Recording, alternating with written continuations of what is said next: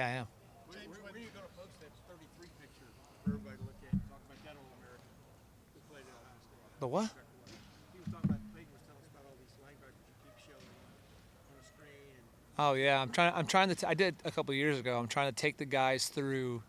You have so many meetings, so it's like every day. What I'm trying to do is take them through every All-American linebacker that we've had, starting with Ike Kelly. Because it dawned on me last year, like Ike Kelly still comes to like the captain's dinner. So it's like he could be walking around and our guys have no, like when you're playing, you're like, there's just a bunch of old dudes that are here and you don't really realize it when you're young. Like when you become a junior and a senior, you start to have an appreciation. Coach Tressel always taught us the history of this place. And so I'm like, we have a lot of guys who are from out of state, and even the in-state guys, they're just young. We did a little Mount Rushmore of Ohio State yesterday, and Edric Houston came and asked me the Mount Rushmore. I'm like, gosh.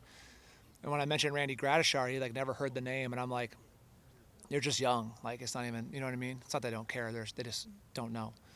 So anyway, we started with Ike, and then we've gone Randy and Tom and Spiels, and we hit Pepper today, and yeah, I will definitely skip over myself though. That's 100%.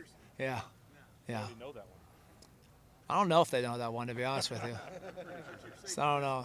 Sometimes I just got to remind them.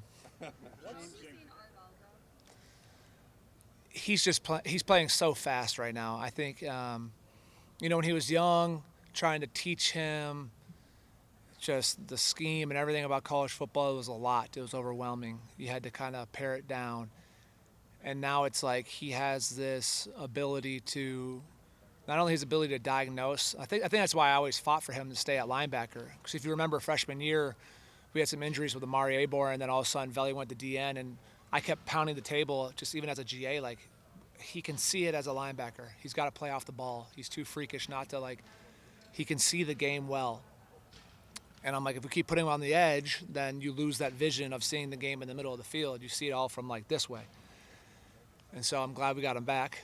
And then I pounded the table for Sonny to move the linebacker.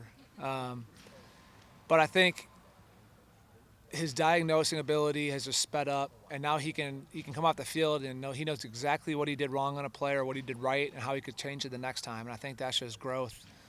And I told him, like, he's not a very vocal guy, but I'm like, your play speaks volumes. So like your way of leadership can just be with how hard you play. Like everyone around you can like just catch that leadership by how hard you're going to be inspired by that. Like you don't have to be Cody. You don't have to be Sonny. Like everyone's different in how they lead. Just be authentically you. You said too freakish to keep out of the linebacker room. What were those freakish traits that stood out about him? Oh, it's just physical. It's violence. It's violence at the point of attack and his ability to run. Violence and ability to run. Like it's, he can do a lot of different things that, you dream of when you get to the linebacker position. He played a lot last year as a role player. How different does he kind of carry himself this year? I think he has a lot more confidence. Him and Sonny and Peyton, all three of those guys have a great rapport together. I really feel like, all three of them, I view all three as starters. Whether we're three backers or two backers, I think they're all just starters and they're pushing each other in that way. But I think he's just confident. And I think, Coach Patricia loves him, believes in him deeply, which I think has helped boost his confidence as well. And, I think if you talk to many people on our D staff about Arvell in general, they probably would all use the word freak to describe him. Has there been any experimentation moving him around, maybe putting him on the edge in some odd fronts, maybe some stuff like that? For right now, early in camp, we're kind of keeping things. We're trying to get really good at the fundamentals, but Arvell has, the ability to cut it loose. So I think that's when you describe freak. Like I think he's almost one of those guys that's positionless. Like he can work at multiple different spots. Now, a lot of that might come down to game planning, but he definitely has the talent level to do multiple things for us. How much does Peyton unlock?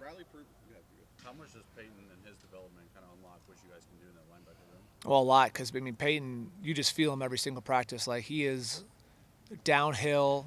You can sense that wrestling background. That's why I loved it when we recruited him. I first developed my relationship with Peyton when I was at Notre Dame, trying to get him to go there. And then when I came over here, it was like one of the first phone calls I made was to Peyton, and to make sure that we were kind of getting on that recruiting train. And then we ended up getting him. He's downhill. He's physical. He has this tough guy leadership qualities that's similar to Tommy. And it's just like, when that ball is run between the tackles, that he's going to go down there and just, like, you'd be surprised if he got through a practice without chips off of his face mask, And obviously that's the way that I think the LB position should be played. Where is he in relation to Arvell as that third guy last year and Cody the 2 years prior to that? I see those three as, like, they're all just right here. Sonny, Arvell, and Peyton are all right here. So I think having those three to be able to throw in them at any given time to keep everybody fresh as a game goes on. And Coach Patricia has, given, he don't really care. It's like you're in charge of the rotation and let it roll. So, and that could be fluid. Like I tell the guys all the time, like when you're at Ohio State, man, your locker is rented. Like you don't own anything. Like it's rented. These numbers are rented. Outside of like the GOATs who are players, Heisman's and Bill, like those numbers are all rented. There's always going to be a number 33. There's always going to be another, 20. Like, so same thing with like you can have to go out in the field with Arvell and Sonny, and next thing you know, if like the week of practice doesn't show focus and dedication and improvement, then it could be Peyton and whoever. Like it's all fluid. Like that is not concrete. I said the depth chart's never concrete. It's always moving. So it's all about their play in practice. Riley proven that he's ready to play right now, however that may look. Yeah, I think Riley has proven. Obviously, getting your black stripe off is a big deal, but Riley has shown. Really a tremendous growth, even from the spring. Like you saw the traits and stuff, but just mentally, I think he's studying better. I think he's starting to kind of get a feel for how things are done, at this level. And he's at a really strong fall camp. Still some mental things he's got to improve on. He's young. You have to take that in consideration, being a true freshman. But I expect, to see Riley on the field in some form or fashion, whether it's special teams or whatever it is, week one. Who else has proven they can play for you, Jay? I mean, Stove had a great day. I felt like Stove had a good day today. I think TJ is going to be a really good football player. Eli has shown flashes. So, I really love my room, honestly. You got to keep challenging the young guys. I mean, we're in a grind right now of, what we call like a yellow practice, then green. Like this is a big week of movement because it's physical and, these are more mental days. You got to really just take it period by period. Because you can look up and be like, oh, my gosh, we have this many plays to do today, and you'll be defeated by it. You really got to take it like, what am I going to do on these 4 plays that I got? Go rest. Think about the next 4. With those guys being at the top of the depth chart the way they are, what do you want to see from TJ and Eli to tell you that they can make a contribution to special teams or whatever you guys do? Man, you got to be locked in mentally. It all starts with like, where do I line? I tell the guys all the time in the linebacker room, like, where do I line? What's my assignment? What are the adjustments that can come with this assignment? And if you know those threes like the back of your hand, well, now you can anticipate and play fast. So if you're out there and you're like, well, where do I align? You don't even know what formation the offense is in. Like you're clueless. But if you know exactly where I align, oh, that tight end's off, he's looking back, he's about the motion. Hey, alert, we got to slide the front of the motion. You slide, now the rotation changes. Now I can look at this tackle setting back, or is he flat? Is it run past? Boom, set hut. But if you're out there like, where do I even put my eyes? Set hut, like you'll just be frozen. So like it all starts with the young guys right away. Like mentally, are you engaged? No mental errors. Can't play with mental errors. And then from there, it's just physicality and violence. And that's gonna be everybody. Now the older guys, you obviously expect no mental errors. Young guys, they're gonna have some. A couple more questions. With Riley, I know that you don't put like individual expectations on guys, but for where you want your freshman linebackers to be on August 2nd or whatever, is Riley ahead of where you kind of think a baseline freshman linebacker should be? I'm trying to think. I mean, I'm still very young in this, so I'm trying to think of like, yeah, I don't know. Every player is just so different. So that's a hard question to answer. I've been very impressed with him. I think physically, he's shown that he, belongs and is ready for college football. Is he further along or not? I don't. Peyton was really had a glimpses last year in camp. I feel like if Peyton had a whole spring of last year going into fall camp, it would have been different. So that's really he's my only. Him and Stove are my only guys that I'm trying to judge off of. But I've just been impressed with Riley. I'm not going to say whether he's further or less along. Jake, you've been around 5 or 6 months now with Matt. Has there been anything that surprised you about working with him?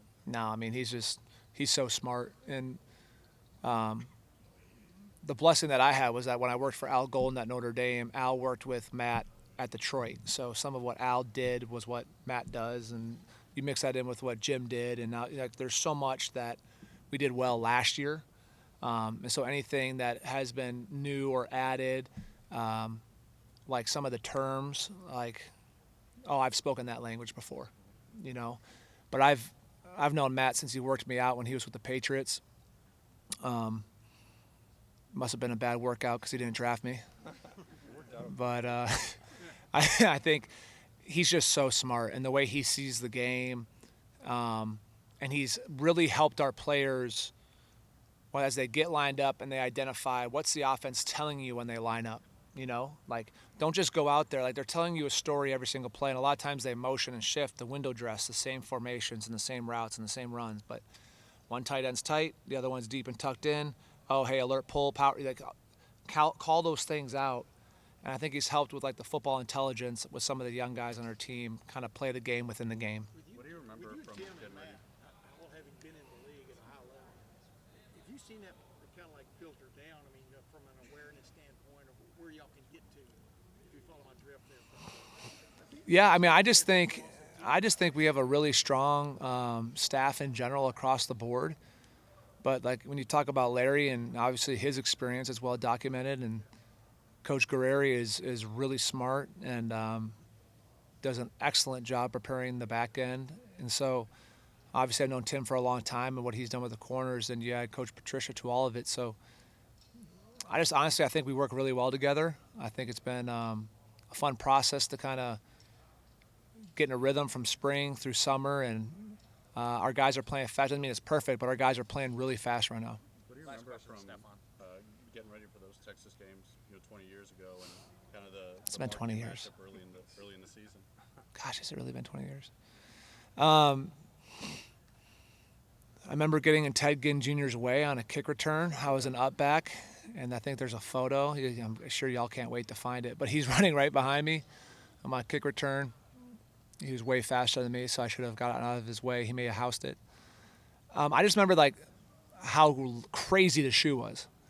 My freshman year in 2005. Remember, like, the Texas O-line, sometimes they were walking up to the line of scrimmage. Tim, you probably remember, you were like, I'm not going to say it. I was going to say make an age joke. But they were, like, trying to pump up the crowd almost when they were on offense. Like, there was such a swag that game had. Like, those are two. I mean, that season had some really good football teams. I say all the time, like, the 2005 team I was a part of was maybe one of the most talented, if not the most talented, that I played on. And we lost to Texas at home in a 2-minute drive. I mean, you talk about the what-ifs there with, I'm not going to bring them up. You guys have already documented those. The what-ifs in that game, losing in Happy Valley.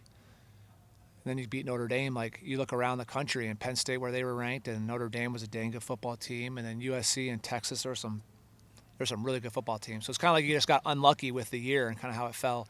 And then 2006 going down there, I just remember, like, in both games, the pageantry around it is why college football is so beautiful. Like, amidst everything, it's 1 versus 2. It's Texas, it's Ohio State, it's the history, it's the burnt orange, it's the scarlet and gray, and you're like, what else do you want? It's all the eyes are on it.